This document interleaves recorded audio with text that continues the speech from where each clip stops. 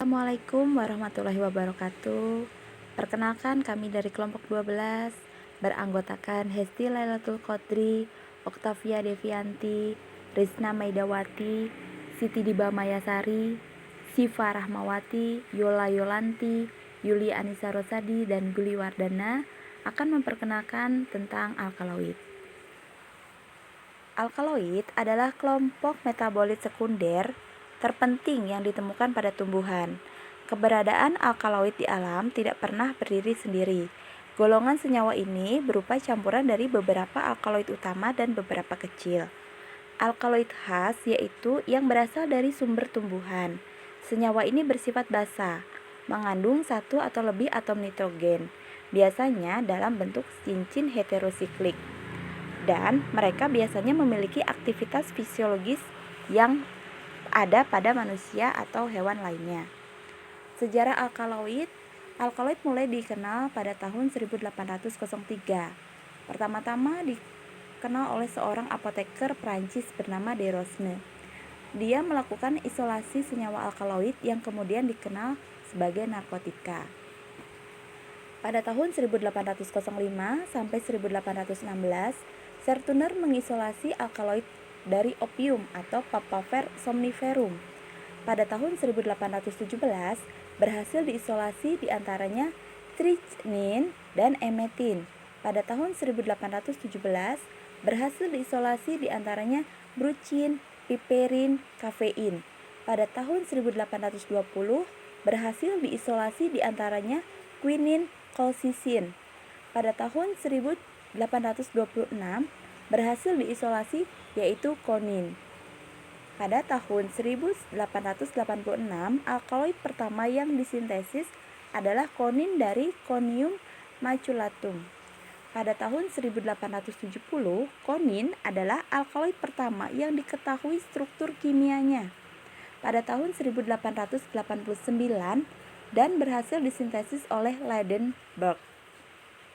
Sifat umum dari alkaloid memiliki rasa pahit, bersifat basa lemah, dan sedikit larut dalam air dan dapat larut dalam pelarut organik nonpolar seperti diethil ether, kloroform, dan lain-lain. Beberapa alkaloid memiliki warna seperti berberin, yaitu warna kuning, dan garam sanguinarin dengan tembaga berwarna merah. Kebanyakan alkaloid berbentuk padatan kristal dan beberapa berbentuk padatan amorf. Alkaloid juga mengandung satu inti kerangka piridin, quinolin, dan isoquinolin atau tropan dan bertanggung jawab terhadap efek fisiologis pada manusia dan hewan.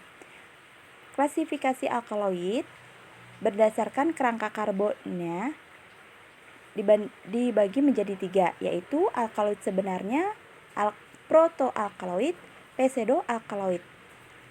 Yang pertama, alkaloid sebenarnya adalah racun. Senyawa tersebut menunjukkan aktivitas fisiologis yang luas, hampir tanpa kecuali, bersifat basa. Alkaloid jenis ini memiliki kerangka cincin heterosiklik yang mengandung atom nitrogen. Biosintesis alkaloid jenis ini berasal dari asam amino. Contohnya atropin, nikotin, morfin. Yang kedua, protoalkaloid. Alkaloid jenis ini tidak memiliki cincin heterosiklik yang mengandung atom nitrogen dan merupakan turunan dari asam amino. Protoalkaloid diperoleh berdasarkan biosintesis dari asam amino yang bersifat basa. Contohnya ephedrin, meskalin, adrenalin. Yang ketiga, pseudoalkaloid.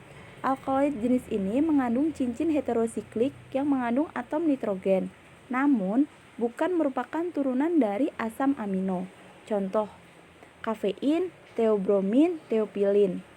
Selain klasifikasi di atas, alkaloid juga dapat diklasifikasikan dengan beberapa contoh faktor, yaitu berdasarkan biosintesisnya, berdasarkan kerangka struktur kimianya, berdasarkan farmakologi, dan berdasarkan taksonomi.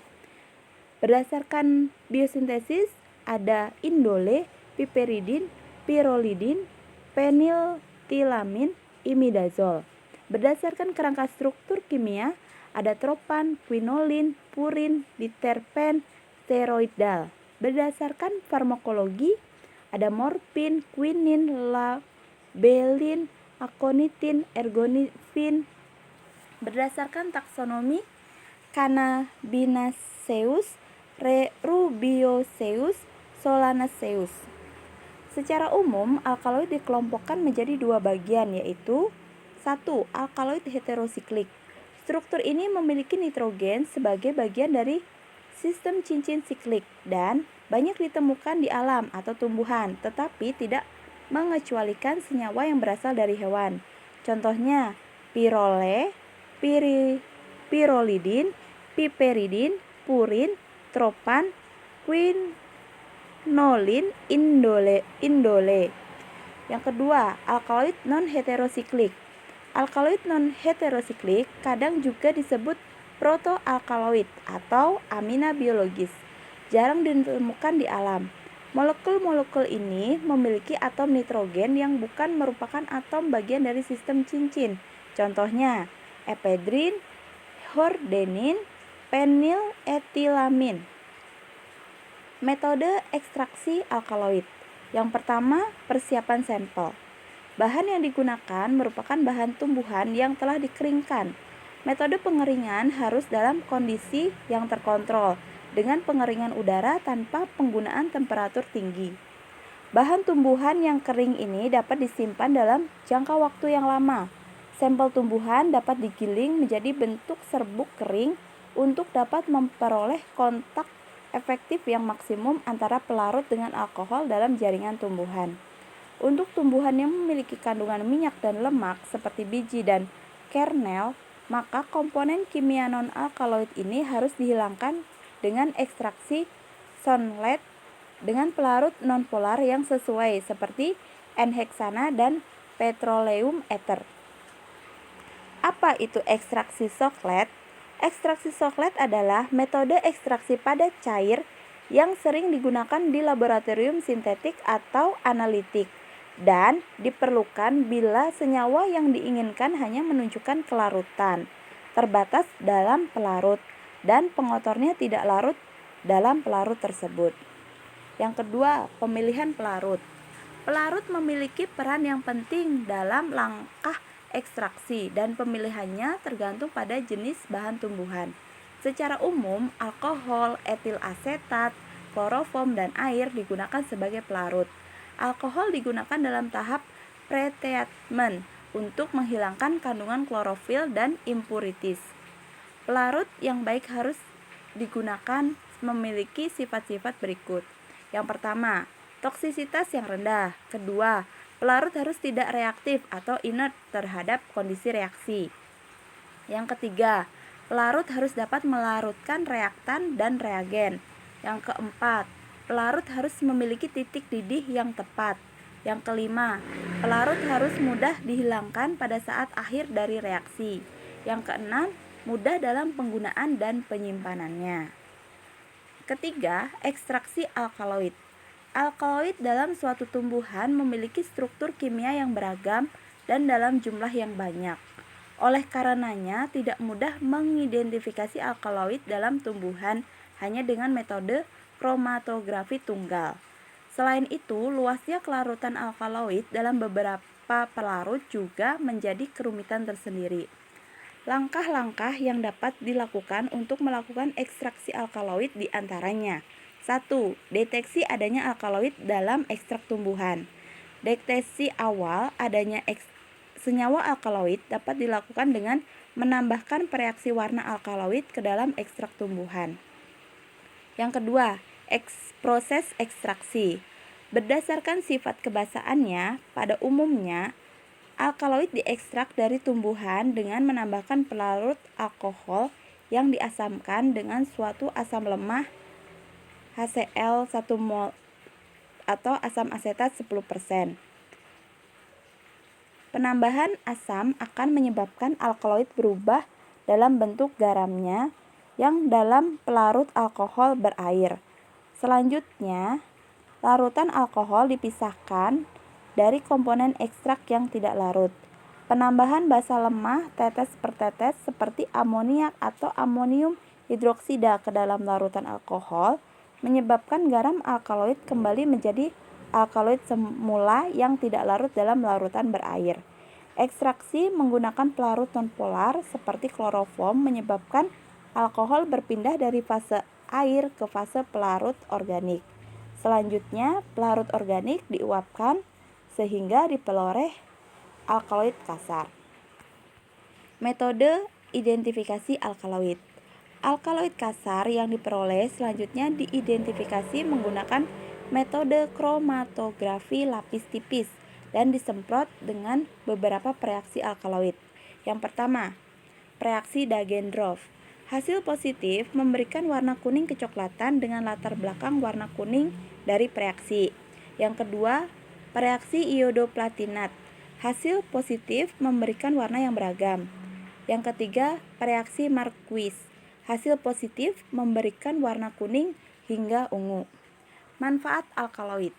Beberapa pendapat mengenai kemungkinan manfaat alkaloid dalam tumbuhan, yaitu alkaloid adalah sebagai zat beracun dalam tumbuhan, alkaloid sebagai pembuangan nitrogen, alkaloid sebagai zat cadangan makanan, alkaloid sebagian besar bersifat basa, alkaloid sebagai faktor pertumbuhan. Deteksi dan karakterisasi alkaloid berdasarkan reaksi pengendapan. Dalam penggunaan reagen, misal Dagendorf menghasilkan orange warnanya, Mayer menghasilkan warna kuning putih, garam Reinecke menghasilkan warna pink yang mengambang, Skeibers menghasilkan warna kuning emauve, Sonnenschein menghasilkan kuning lalu biru hijau, larutan tanin menghasilkan kecoklatan, Hager menghasilkan warna kuning, Wagner menghasilkan warna merah coklat. Kesimpulannya, alkaloid adalah kelompok senyawa yang mengandung nitrogen dalam bentuk gugus fungsi amin. Pada umumnya, alkaloid mencakup senyawa bersifat basa yang mengandung satu atau lebih atom nitrogen. Alkaloid tidak mempunyai tata nama sistematik. Oleh karena itu, suatu alkaloid dinyatakan dengan nama trivial, misalnya quinin, morfin, dan strychnine. Pada umumnya mempunyai satu atom nitrogen, meskipun ada beberapa yang memiliki lebih dari satu atom nitrogen, seperti pada ergotamin yang memiliki 5 atom nitrogen. Atom ini dapat berupa amin primer, sekunder, maupun tertier yang semuanya bersifat basa. Terima kasih. Demikian presentasi dari kami kelompok 12.